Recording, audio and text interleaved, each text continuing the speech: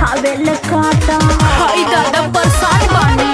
ओहो गलती से बुक हम कैले हनी साटा, चढ़िया सटेज पे दिखावे ले काटा।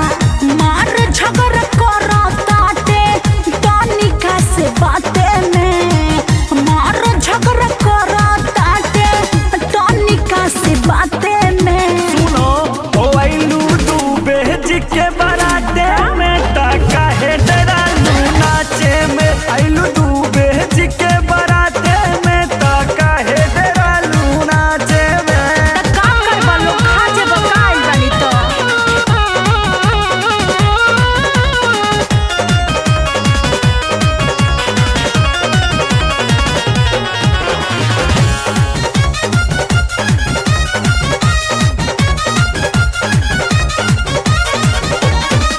बाभनन के जात बड़ा हो खेल सना की, रानी सबके घूस कारा मारी मारी काना खी।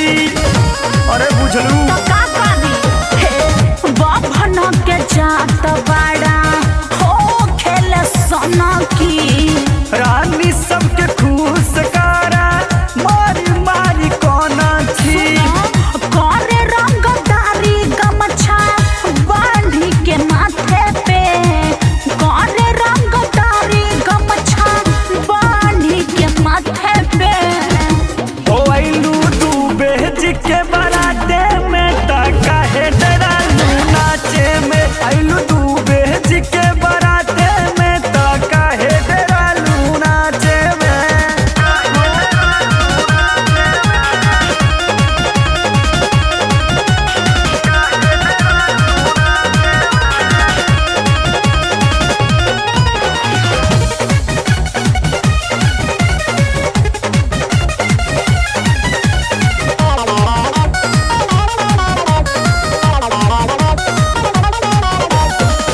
लड़की के देखी बिना मतलब के छेड़े ले। कुछ हो न होई मजा लेवे खत घेरे ले। तो सही होई जी। लड़की के देखी बिना मतलब के छेड़े ले। कुछ हो न होई मजा लेवे खत घेरे ले।